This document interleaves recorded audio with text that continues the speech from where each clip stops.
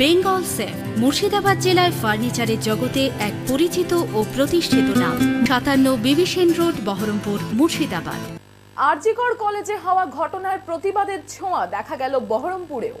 রাত 11:30 রাতের দখল নাও এই প্রতিধ্বনির সাথে বহরমপুর টেক্সটাইল কলেজ মোড় থেকে শুরু হয় ধিক্কার মিছিল।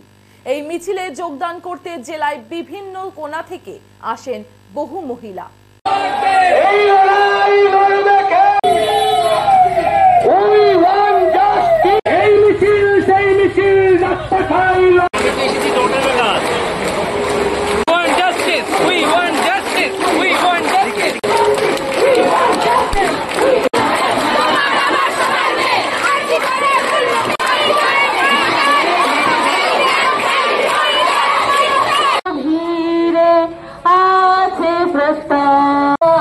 हम होंगे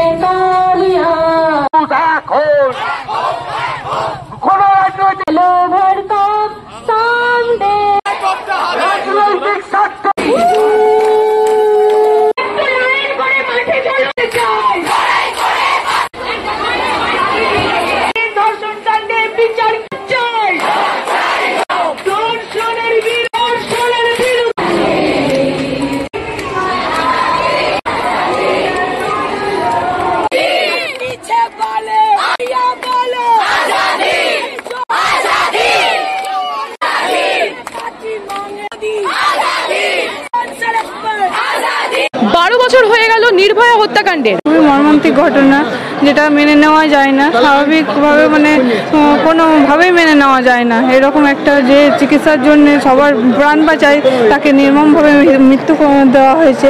তার জন্য খুব খারাপ, খুব দুঃখিত আমরা সবাই।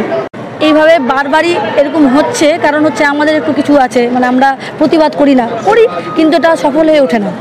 আমার মনে হয় দৃষ্টান্তমূলক শাস্তি দেওয়া উচিত, আর ভালো করে দোষীকে খুঁজে এবং তাকে দৃষ্টান্তমূলক শাস্তি না দিলে কিন্তু এগুলো রিপিটেড চলতে থাকবে, বারবার করে হবে। আমরাও চাইছি না যে রিপিট হোক এটা, কারণ কি যখন কেউ এটা ঘটাতে চাইবে তখন যেন ওর ওই দৃষ্টান্তমূলক শাস্তিটা ওর চোখের মধ্যে ভেসে উঠুক। ভালো শাস্তি না হলে কখনো এটা বন্ধ হবে না। আমরা যত চিৎকার করি, চেঁচামেচি করি, আবার বন্ধ হয়ে যাচ্ছে, আবার হচ্ছে। তো আমরা চাই যে হ্যাঁ, অবশ্যই তাদেরকে খুঁজে এবং মানুষের মধ্যে ওকে তাকে শাস্তি দেওয়া হোক এবং উপযুক্ত শাস্তি দেওয়া হোক। এমনি না যে ফাঁসি দিয়ে দিলাম ওটা আমরা ঠান্ডা হব না। এমনভাবে হোক, মেয়েটা যা যেভাবে কষ্ট পেয়েছে, আমরাও ব্যথিত, দুঃখিত।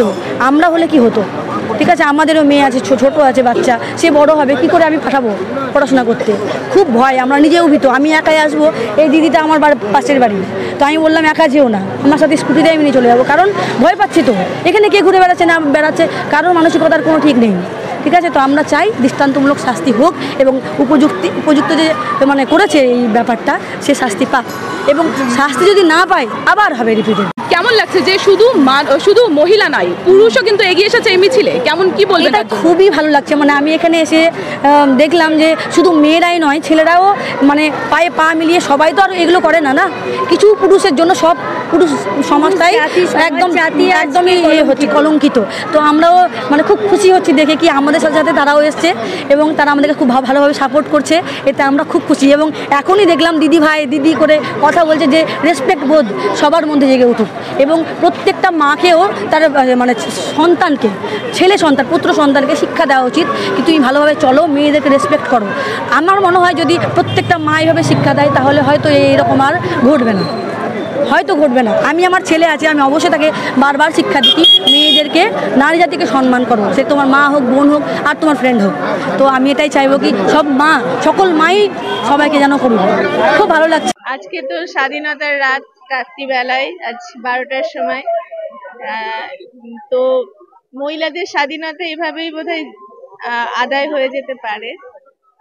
সসম্মানে সগর্বে সমস্ত মহিলারা সুস্থভাবে বাঁচুক, এই প্রত্যাশা। অবশ্যই সুরক্ষা দরকার এবং আইনের পথেই চলবে। আইনানুগভাবেই প্রত্যেকের সুরক্ষা প্রয়োজন রয়েছে। কয়েকদিন থেকে আমরা সমগ্র বাংলা তথা ভারতবর্ষ আরজিকরে যে নৃশংস ধর্ষণ এবং অত্যাচারের ঘটনা ঘটেছে তাই নিয়ে আমরা শিহরিত হয়েছি, লজ্জিত হয়েছি এবং আমরা সবাই যন্ত্রণায় ছুটে গেছি। কিন্তু সেই যন্ত্রণা যে ঘটনা ঘটছে সেটা আমাদের রাজ্য সরকার সহ ওই কলেজে যারা প্রশাসক রয়েছেন অধ্যক্ষ সহ প্রত্যেকেই এটাকে ধামাচাপা দেওয়ার চেষ্টা করছেন এবং ন্যাক্কারজনক ভাবে এক এক সময় এক এক রকমের তত্ত্ব তারা আমাদের সামনে আনার চেষ্টা করেছেন।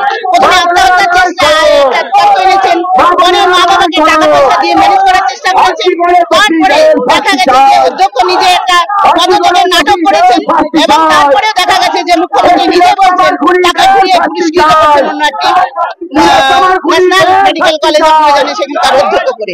এই বার্তা থেকে আমরা বুঝতে পারছি যে একটি সম্ভাবনাময়ী ডাক্তার যে আমাদের অসংখ্য মানুষের সেবা করার জন্য ব্রত নিয়েছিল, তাকে এভাবে নৃশংস খুন করার বিনিময়ে অধ্যক্ষ পুরস্কৃত হচ্ছে। এটা আমাদের বাংলার লজ্জা, আমাদের দেশের লজ্জা। এই ঘটনা আমাদের কাছে ভয়ঙ্কর এবং আতঙ্কের। এই পরিবেশ থেকে যাতে আমরা বেরোতে পারি, আমাদের বাংলা যাতে সোনার বাংলা, সাধারণের চলাচলের উপযুক্ত হয়, আমাদের শিক্ষক, কর্মচারী, ডাক্তার, নার্স যে যেখানে আমরা কর্মরত, ইভেন আমাদের গৃহবধূ, আমাদের ছাত্রীরা, আমাদের যে যেখানে আবাসিক জায়গায় থাকেন, রাস্তায় চলাফল করেন, সবার জন্য আমাদের উপযুক্ত একটা বাংলা চাই, যে বাংলায় আমরা নিরাপদে আমরা যেতে পারি। তার জন্য আমাদের আজকের এই মিছিল, মশাল মিছিল এবং আমাদের সারা রাত জায়গা, আপনারা জানেন গোটা বাংলা জুড়ে আমাদের মেয়েরা, মায়েরা, বোনেরা আমরা আজকে রাস্তায় থাকবো। কারণ রাত দখলের এই লড়াই, এই দখল শুধুমাত্র আমাদের বলতে মেয়েদের নয়, আমরা যারা শুভবুদ্ধি সম্পন্ন মানুষ তাদের, এবং যারা দুষ্কৃতী তাদেরকে ঘরে আটকে রাখার এই রাস্তার লড়াই। এই লড়াই আজকেই শেষ হবে না, এই লড়াই চলতে থাকবে। এই লড়াই প্রতিদিন, প্রতিক্ষণের, যতক্ষণ না আমাদের সুরক্ষিত বাংলা আমরা পাচ্ছি। বেঙ্গল সেফ মুর্শিদাবাদ জেলার ফার্নিচারের জগতে এক পরিচিত ও প্রতিষ্ঠিত নাম। মনের ভাবনাগুলো প্রকাশ পেল, ঘর সাজাতে ইচ্ছে হলো, রকমারি আসবাব আছে একসাথে, চলো ঘর সাজাই বেঙ্গল সেফের সাথে, বেঙ্গল সেফের সাথে। Bengal safe 57 বিবিসেন road, Baharampur, Murshidabad.